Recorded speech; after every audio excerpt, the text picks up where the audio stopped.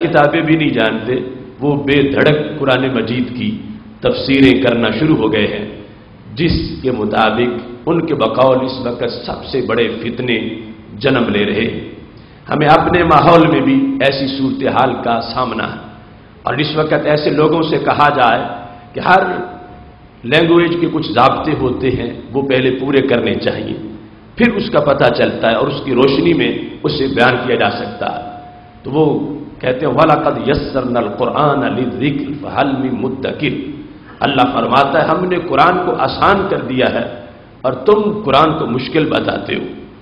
اب ان کا یہ تقاضا ہے کہ باقی تو ہر چیز کے لیے محنت کی ضرورت ہے، انگلش لکھنے بولنے پڑھنے کے لیے ٹینس آنے چاہیے، مگر قرآن کے بیان کے لیے اور قرآن کی تفسیر کے لیے کسی گرامر کی یا ان ضوابط کی ضرورت نہیں کہ جو اس اصل زبان کے اصول ہیں یا اس کے علاوہ جو عالی علوم ہیں جن کے ذریعے سے اس کتاب کو سمجھا جا سکتا۔ افسوس یہ ہے کہ یہ جس آیت کو وہ پڑھ کے جہالت کا سہارا لینا چاہتے ہیں، اگرچہ وہ ایک ڈاکٹر ہے کہ جو ویسے MBBS ڈاکٹر ہے مگر اس کو علوم قرآن کا پتہ نہیں، اس کا کام ٹیکے لگانا ہے، گولیاں دینا ہے، اس کا کام قرآن مجید کی تفسیر کرنا نہیں۔ ایک پروفیسر ہے، ڈاکٹر ہے، جس نے عصری علوم میں مہارت حاصل کر رکھی ہے، مگر اس کو پتہ نہیں کہ نزول قرآن کے کیا ثمرات، کیا مناسبات ہیں۔ وہ اس آیت کا سہارا لے کر وَلَقَدْ يَسَّرْنَا الْقُرْآنَ لِلذِّكْرِ فَهَلْ مِن مُدَّكِرٍ خود اس میں بھی واردات کر رہے ہیں۔ پڑھو بخاری شریف، امام بخاری نے پورا باب اس آیت کی تفسیر کا لکھا، باب وَلَقَدْ يَسَّرْنَا الْقُرْآنَ لِلذِّكْرِ فَهَلْ مِن مُدَّكِرٍ، اس میں انہوں نے یسرنا القرآن للذکر کا معنی کرتے ہوئے کہا حضرت امام مجاہد سے، اے حوّلناہ للقراء، کہ ہم نے قرآن مجید کو پڑھنا آسان کر دیا ہے، تلاوت آسان کر دی ہے، حفظ آسان کر دیا ہے۔ دنیا میں کوئی کتاب ایسی نہیں جس کو یاد کرنا اتنا آسان ہو جتنا قرآن کو یاد کرنا آسان ہے۔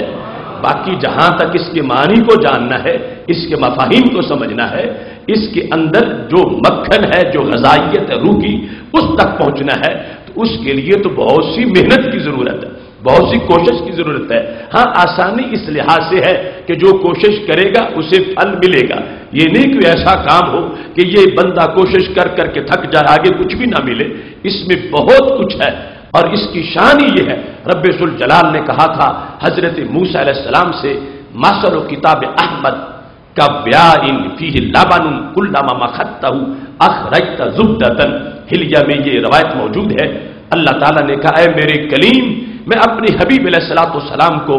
ایسی کتاب دوں گا جس کتاب کی مثال برتن جیسی ہے۔ کیسا برتن؟ فرمایا جو دودھ سے بھرا ہوا ہو۔ کیسا دودھ؟ کلما مخضتہ اخرجت زبدۃ، آپ جتنا بھی اس دودھ کو بلوتے رہیں گے کبھی لسی نہیں بنے گا، اس سے مکھن نکلتا ہی رہے گا، اس کی غذائیت برقرار رہے گی، اس سے ملتا رہے گا، جو کوشش کرے گا اس کو مکھن ملے گا۔ اس میں مکھن ہے، آج بھی ملتا ہے، لیکن اس کا طریقہ ہے جن کے علوم کے ذریعے سے اس تک انسان کی سوچ پہنچتی ہے، اور پھر وہ قرآن مجید کو پڑھتا ہے اور قرآن مجید سے اسے فیض ملتا ہے۔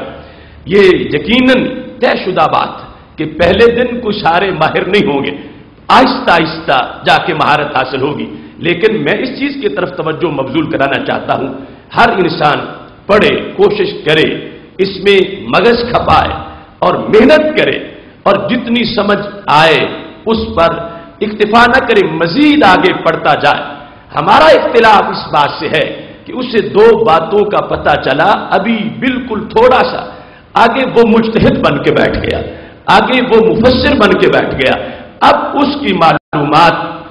اس کو کہیں لے ڈوبے گی کہ جس بنیاد پر اس نے اپنے ذہن کو اپنا امام بنا لیا اور اپنی سوچ کو اس نے اپنے سامنے رکھ کر آگے مسائل کو حل کرنا شروع کر دیا ہے۔ ہمارے ماحول کے اندر کتنے ایسے مفسر ہوئے، کوئی میٹرک فیل تھے، کوئی ویسے دینی علوم کے لحاظ سے بھی ان کی کوئی حیثیت نہ تھی، وہ کسی نہ کسی فرقے کے بانی بن گئے اور آگے جا کر دن بدن ان کی تعلیمات جو تھی اندھیری، ان سے آگے خرافات کا سلسلہ شروع ہوتا گیا اور معاشرے کے اندر ایک فرقہ واریت کی آگ بھڑکنے لگی۔ قرآن مجید برہان رشید سے پیار کا تقاضا یہ ہے کہ اس میں جو علوم ہیں ان تک رسائی ٹھوس ذرائع سے حاصل کی جائے، اور پھر جو پہلے دوسرے طبقے اور امت کے مختلف مراحل کے اندر اس کی معلومات بالکل راسخ انداز میں حاصل کی گئیں، ان کو پہلے حاصل کر کے پھر اس کے علوم کی طرف انسان متوجہ ہوتا رہے۔ آج کے اس موضوع میں میں اس چیز کو واضح کرنا چاہتا ہوں کہ بر صغیر پاک و ہند میں فہم قرآن کی تحریک جب آگے چلی اور قرآنی علوم کو اردو کالم میں ڈھالنے کی بات کی گئی، تو یہ عربی زبان جو فصیح زبان ہے، جس کے مقابلے میں کوئی زبان نہیں ہے، اس کی معلومات کو تحت لفظ ترجمے میں منتقل کرنا یہ کوئی آسان سا کام نہیں تھا، یہ بہت بڑا کام تھا، محنت کے لحاظ سے بھی اور وسیع معلومات کے حصول کے لحاظ سے بھی۔ جس وقت اردو زبان میں قرآن مجید کی حکمت کو منتقل کیا گیا، ہمارے سامنے ریکارڈ موجود ہے، وہ لوگ جو بڑے بڑے اپنے طور پر اونچے قد والے تھے، بڑے طائر فکر کی پرواز والے تھے، ہم نے ان کو دائیں بائیں بھٹکتے بلکہ گرتے دیکھا اور قرآن مجید کا ترجمہ کرتے ہوئے خود قرآن ہی کی خلاف ورزی کرتے نظر آئے۔ لیکن سلام عقیدت ہے بریلی کے اس تاجدار کو کہ جس نے علوم کے سمندر بھی پیے تھے اور عشق کی پرواز بھی کی تھی۔ رب ذوالجلال نے ان کو ایسی حیثیت عطا فرمائی کہ انہوں نے قرآن مجید کی اردو زبان کے اندر جو ترجمہ کی حیثیت تھی اس میں ترجمانی کا انداز ترجمے کو عطا کیا، اور اس انداز میں کنز الایمان شریف کی شکل میں انہوں نے فہم قرآن کا ایک جہان آباد کیا کہ دوسری زبانوں تک بھی بہت سے لوگ جب اردو کے ذریعہ سے انگلش کی طرف یہ فیض پہنچا، تو آج بھی کنز الایمان کے ایک ایک لفظ کا انداز ایسا ہے کہ ایک طرف 70 تفاسیر کا مضمون ہوگا اور دوسری طرف کنز الایمان کا صرف ایک لفظ ہوگا جو اس سارے مضمون کو ایک لفظ میں بیان کر کے حکمت قرآن کی ترجمانی کرتا نظر آئے گا۔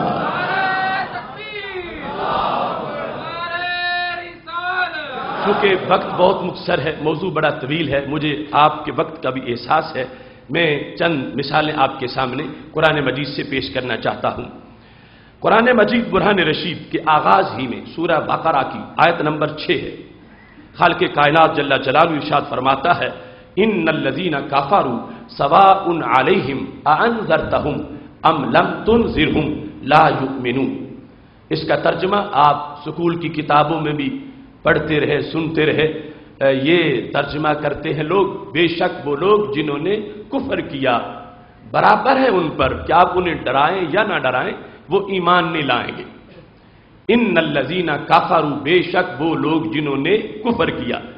آگے خبر کیا ہے؟ لا یؤمنون، وہ ایمان نہیں لائیں۔ یہ ترجمہ آپ نے سنا ہوا ہے، یہ ترجمہ آپ نے پڑھا ہوا ہے، لیکن اس ترجمے پر بڑے 3 اعتراض۔ ان الذین کفروا، بے شک وہ لوگ جنہوں نے کفر کیا یا جو منکر ہوئے، جو بھی کہیں کفر کا معنی، سواء علیہم انذرتہم ام لم تنذرہم، اے میرے نبی ان پہ برابر ہے، آپ انہیں ڈرائیں یا نہ ڈرائیں۔ کیا ہوگا؟ لا یؤمنون، وہ کلمہ نہیں پڑھیں گے، وہ ایمان نہیں لائیں۔ اب اس پر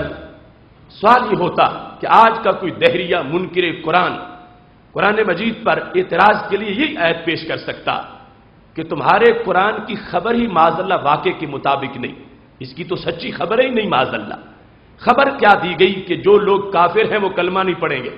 ان الذین کفروا، بے شک وہ جنہوں نے کفر کیا، آگے کیا خبر ہے ان کے بارے میں؟ لا یؤمنون، وہ تو ایمان نہیں لائیں گے۔ تو کتنے لاکھوں ہیں جو پہلے کافر تھے اور انہوں نے پھر ایمان قبول کر لیا۔ تو معاذ اللہ منکر قرآن یہ کہہ سکتا ہے کہ قرآن تو تم کہتے ہو سچی کتاب ہے، اور خبر سچی کیسے نظر آ رہی ہے؟ قرآن کہتا ہے جنہوں نے کفر کیا، تم ترجمہ کرتے ہو جنہوں نے کفر کیا وہ کلمہ نہیں پڑھیں گے، وہ ایمان نہیں لائیں گے، حالانکہ یہ بات تو خلاف واقعہ ہے۔ کتنے کافر تھے، پہلے کافر تھے، پھر کلمہ پڑھا، ایمان والے ہو گئے۔ اور پھر دوسرا اعتراض یہ ہوگا کہ جب یہ بات ہے کہ جو کافر ہے وہ کلمہ نہیں پڑھیں گے تو پھر نبی علیہ الصلوۃ والسلام کی دنیا میں جلوہ گری کا مقصد کیا باقی رہا؟ مقصد تو یہ ہے کہ کافروں کو کلمہ پڑھانا، اور آیت یہ کہتی ہے کہ نبی آپ ڈرائیں یا نہ ڈرائیں وہ کلمہ نہیں پڑھیں گے، تو پھر تو آنے کا مقصد ہی فوت ہو گیا۔ اور پھر یہاں سے یہ پتہ چلا کہ نبی علیہ الصلوۃ والسلام کو تبلیغ ہی نہیں کسی کو کرنی چاہیے، ڈرانے نہیں چاہیے، حالانکہ رب ذوالجلال نے فرمایا لِتُنذِرَ قَوْمًا مَا أُنذِرَ آبَاؤُهُمْ، محبوب ہم نے تجھے بھیجا اس لیے ہے کہ جن کے آبا کو نہیں ڈرایا گیا آپ نے ان کو جا کے ڈرانا ہے۔ اب ادھر یہ کہا جائے کہ ڈرانے نہ ڈرانے کا کوئی فائدہ ہی نہیں، اور ادھر سورہ یاسین میں دیگر مقامات پہ کہا جائے بھیجا اس لیے کہ محبوب آپ نے ڈرانا ہے۔ اور پھر ایسے ہی قرآن مجید کے نزول کا پھر مقصد کیا باقی رہا؟ جب کافروں نے کلمہ نہیں پڑھنا تو یہ کتاب تو کافروں کو کلمہ پڑھانے آئیں گے۔ اس طرح متعدد سوالات اور اعتراضات اس ترجمے پر ہو جائیں گے جو ہر طرف آج رائج ترجمہ لوگ کرتے ہیں، لوگ پڑھتے پڑھاتے ہیں، اور اس طرح قرآن مجید برہان رشید کے معرف کی بات کی جاتی ہے۔ اس سلسلہ میں میں پہلے چند تراجم آپ کے سامنے پیش کر دیتا ہوں، آپ کو پتہ چلے گا کہ کس فضا میں امام احمد رضا بریلوی کی فکر اڑی اور انہوں نے قرآن مجید کی حقیقت بر صغیر کی آفاق پر واضح کی۔ جو پہلے جا چکے تھے ان کی غلطی بھی ظاہر ہو گئی، اور جو قیامت تک صحت مفہوم کے ساتھ پرواز کرنا چاہتے تھے ان کے لیے فکر رضا نے مرشد کا کردار بھی ادا کر دیا۔ چند تراجم موضح القرآن شاہ عبد القادر دہلوی وہ ترجمہ کرتے ہیں، وہ جو منکر ہوئے برابر ہے کہ تو ان کو ڈراوے یا نہ ڈراوے وہ نہ مانیں گے، جو منکر ہوئے وہ نہ مانیں گے۔ ترجمہ شاہ رفیع الدین دہلوی، تحقیق جو لوگ کافر ہوئے برابر اوپر ان کے، کیا ڈرائے تو ان کو یا نہ ڈرائے تو ان کو نہیں ایمان لاویں گے۔ ترجمہ اشرف علی تھانوی، بے شک جو لوگ کافر ہو چکے ہیں برابر ہے ان کے حق میں، خواہ آپ ان کو ڈرائیں یا نہ ڈرائیں وہ ایمان نہ لاویں گے۔ ترجمہ محمود الحسن دیوبندی، بے شک جو لوگ کافر ہو چکے ہیں برابر ہے ان کو تو ڈرائے یا نہ ڈرائے وہ ایمان نہ لائیں گے۔ ترجمہ محمد جونا گڑی، کافروں کو آپ کا ڈرانا یا نہ ڈرانا برابر ہے، یہ لوگ ایمان نہ لائیں گے۔ ترجمہ فتح محمد جالندری، جو لوگ کافر ہیں انہیں تم نصیحت کرو یا نہ کرو ان کے لیے برابر ہے وہ ایمان نہیں لائیں گے۔ ترجمہ مودودی، جن لوگوں نے ان باتوں کو تسلیم کرنے سے انکار کر دیا ان کے لیے یکساں ہے، خواہ تم انہیں خبردار کرو یا نہ کرو بہرحال وہ ماننے والے نہیں ہیں۔ ترجمہ مرزا حیرت دہلوی، البتہ جو لوگ کافر ہوئے یکساں ہے ان کے حق میں کہ تم انہیں ڈراؤ یا انہیں نہ ڈراؤ وہ ایمان نہیں لائیں گے۔ ترجمہ ڈپٹی نذیر احمد دہلوی، اے پیغمبر جن لوگوں نے قبول اسلام سے انکار کیا ان کے حق میں یکساں ہے کہ تم